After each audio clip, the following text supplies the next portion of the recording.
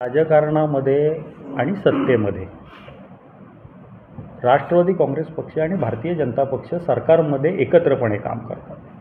जिथं विचार जुळतात अशा प्रत्येक स्थानिक स्वराज्य संस्था असतील किंवा इतर ज्या सहकारी संस्था आहेत, या ठिकाणी आत्ता होत असलेल्या निवडणुकांमध्ये एकत्रपणे लढण्याची भूमिका तिन्ही पक्षांची आहे.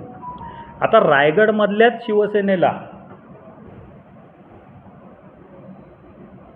कोणाचं वावगं आहे, कोण खंजीर खुपसतंय, कोण काय करतंय, कोण काय करतंय, बरं बोलताना काय तारतम्य नाही. आमदार पदांवरती असणारी लोकंसुद्धा अशा पद्धतीच्या भाषा वापरतात की आमच्यासारख्या सामान्य कार्यकर्त्यालासुद्धा ते कुठे ना कुठेतरी मनाला टोचतं. त्यामुळं आप्पासाहेब आपण म्हणलात ते खरं आहे की ही नवीन समीकरण आहे का, तर नाही, हे आहे तेच समीकरण आहे. जे घट्ट आहे ते रायगडकरांना पहिले दिसलं. भविष्यामध्ये तसंच चालेल असा बल्लाळेश्वराचा आशीर्वाद दिसतोय.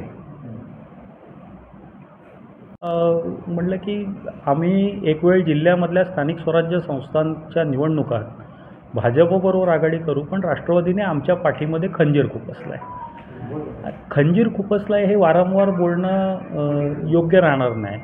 एक तर तुम्ही पुरावे दिले पाहिजे आणि तुमच्याकडे तशा पद्धतीचे पुरावे नसतील तर तटकरे साहेबांसारख्या उंचीच्या माणसाबद्दल किंवा राष्ट्रवादी काँग्रेस पक्षाच्या कुठल्याही कार्यकर्त्याबद्दल अशा पद्धतीचे आक्षेप करणं चुकीचं आहे.